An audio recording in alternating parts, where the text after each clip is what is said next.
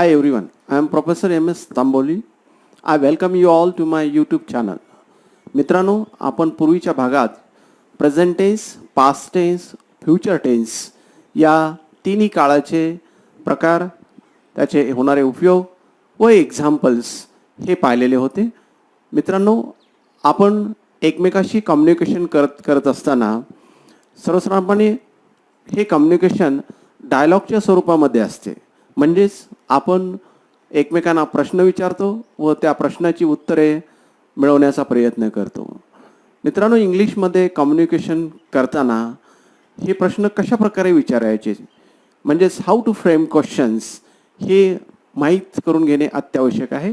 आजच्या या भागामध्ये आपण क्वेश्चन्स म्हणजेच WH क्वेश्चन्स आणि येस नो क्वेश्चन्स हे कशा प्रकारे फ्रेम केले जातात हे पाहूया. So friends, let's start. सर्वप्रथम WH क्वेश्चन्स कशा प्रकारे तयार होतो ते पाहूया. WH क्वेश्चन तयार करण्याचा फॉर्म्युला आहे WH word plus auxiliary verb किंवा मोडल वर्ब म्हणजे सहाय्यकारी क्रियापद किंवा सहाय्यक क्रियापद प्लस सब्जेक्ट करता प्लस मेन वर्ब म्हणजे क्रियापद प्लस इतर म्हणजे क्रियाविशेषण इत्यादी. आणि याचे एक्झाम्पल्स आहेत. What are you doing? Who do you like the most as an actor? When will the meeting start? Where is my mobile? यानंतर WH वर्ड्स हे कोणकोणते आहेत ते आपण पाहूया. सर्वप्रथम हू या WH वर्ड्सने कशा प्रकारे प्रश्न तयार होतो ते पाहूया. हू हे व्यक्तीचा प्रश्नार्थी उल्लेख करण्याकरता वापरण्यात येते. Example, who is there? Then who has given you this book? यानंतर व्हॉट हे वस्तू किंवा गोष्टींचा प्रश्नार्थी उल्लेख करण्याकरता वापरण्यात येते. Example, what is the price of this mobile? What are you doing? What is याचे कॉन्ट्रॅक्टेड फॉर्म म्हणून व्हॉट्स अशा प्रकारे वापर केला जातो. यानंतर विच हे व्यक्ती आणि गोष्टी यांच्यामध्ये निवड करण्याकरता प्रश्नार्थी स्वरूपामध्ये वापरण्यात येते. Example, which is your favourite colour? Which of the actors you like the most? यानंतर वेन हे टाईम म्हणजे वेळ माहिती करून घेण्यासाठी वापरले जाते. When are you going to Mumbai? When is your examination? यानंतर वेअर लोकेशन किंवा प्लेस माहीत करून घेण्यासाठी वेअरने प्रश्न विचारला जातो. Example, where are you going? Where do you live? यानंतर वाय हे रिझन म्हणजे कारण माहिती करून घेण्यासाठी वायनं प्रश्न विचारला जातो. आणि वायचे जे उत्तर ते बहुतांश वेळेस बिकॉज याने असते. Why are you so happy? Why are they coming together? यानंतर हाऊ हे मॅनर किंवा मेथड किंवा मीन्स म्हणजे पद्धती किंवा माध्यम दाखवण्याकरता वापरण्यात येते. आणि एक्झाम्पल आहे, how did you reach there? How was your journey to Europe? यानंतर हाऊ मेनी आणि हाऊ मच यामध्ये हाऊ मेनी जे आहे ते नंबर्स म्हणजे संख्या दाखवण्याकरता आणि हाऊ मच हे क्वांटिटी म्हणजे प्रमाण दाखवण्याकरता वापरण्यात येते. Example, how many students are there in the classroom? Students हे संख्यात्मक. यानंतर हाऊ मच वॉटर हे प्रमाण दाखवणारे. How much water is there in the tank?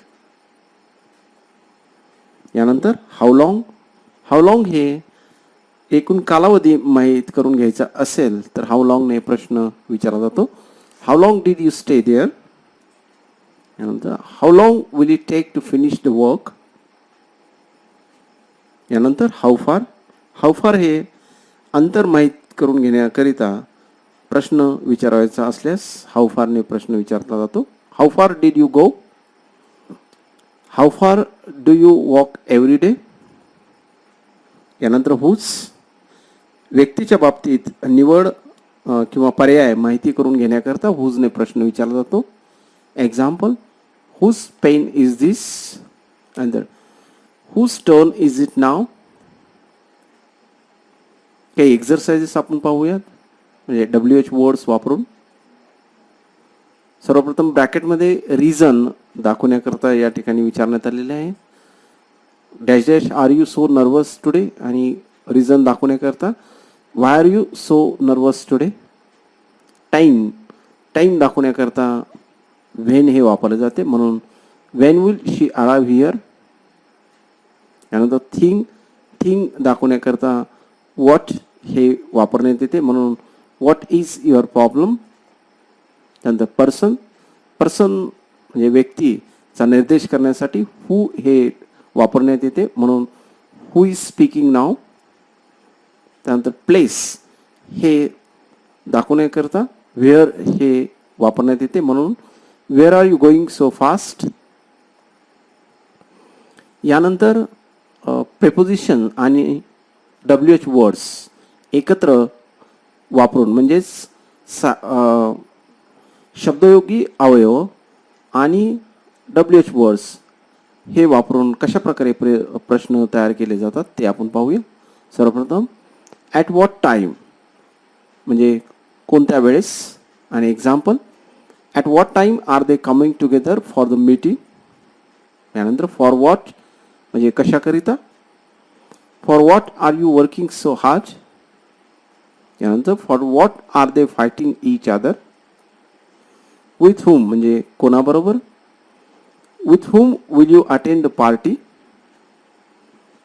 With whom are you joining the camp.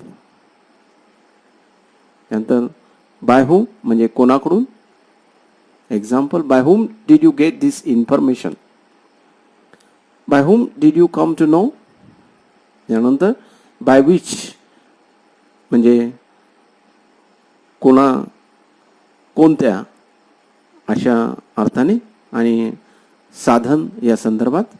Bye which train will she arrive here, and by which bus is she arriving. यानंतर in which म्हणजे कोणत्या ठिकाणासंदर्भात. In which country does he live, in which country the first patient of COVID-19 was found. Location माहीत करून घेण्याकरता. यानंतर on which म्हणजे कोणत्या अटीवर किंवा कोणत्या आधारानुसार अशा अर्थाने. On which basis are you talking to me, then on which condition did they agree. Preposition आणि WH वर्ड्स वापरून काही एक्झाम्पल्स कशा प्रकारे एक्झरसाइजेस आपण पाहूया. सर्वप्रथम ॲट हे प्रिपोजिशन आहे ब्रॅकेटमध्ये, आणि हे वापरून हे वाक्य कशा प्रकारे तयार होईल ते पाहूया. At what time will you call me. Then for हे प्रिपोजिशन आहे. For what you want my camera. Then with हे प्रिपोजिशन आहे. With whom are you travelling tomorrow. Then by हे प्रिपोजिशन आहे. By whom will you receive that message. Again by, and by which vehicle are they coming.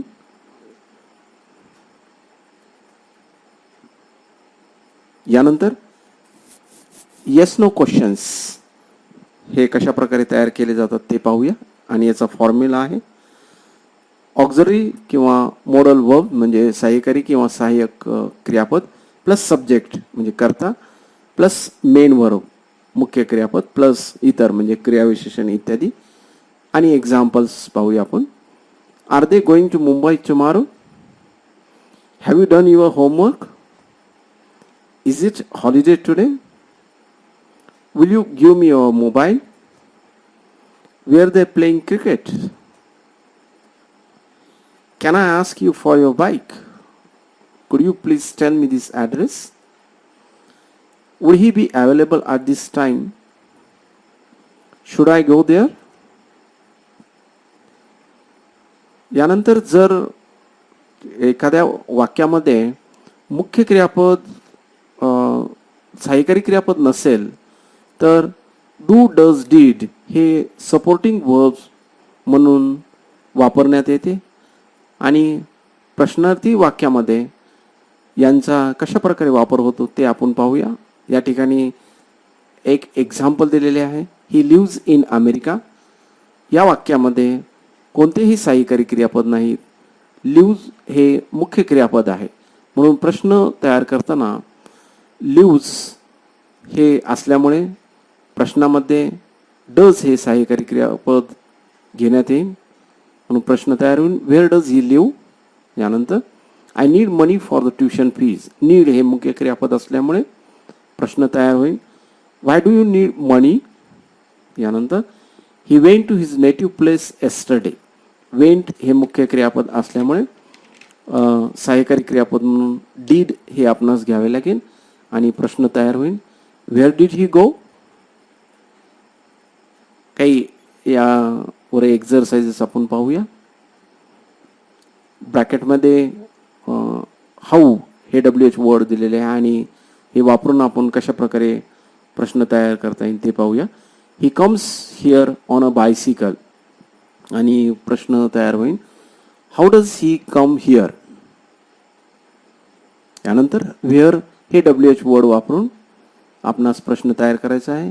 They went back to their country. प्रश्न तयार होईल. Where did they go. यानंतर do हे सहाय्यकारी क्रियापद वापरून आपल्याला एस नो क्वेश्चन तयार करता येईल. येस आय स्पीक इंग्लिश हे होईल डू आय स्पीक इंग्लिश. यानंतर yes she sings the song. Yes no question तयार करायसाठी does she sing the song. यानंतर डोंट ब्रॅकेटमध्ये no I don't have any idea about that. and don't you have any idea about that. Then did हे वापरून they made a complaint against him. Did they make a complaint against him. So friends, thank you very much for being with me and I request you to press like and subscribe icons below this YouTube video and see you in the next part of this grammar series. Thank you.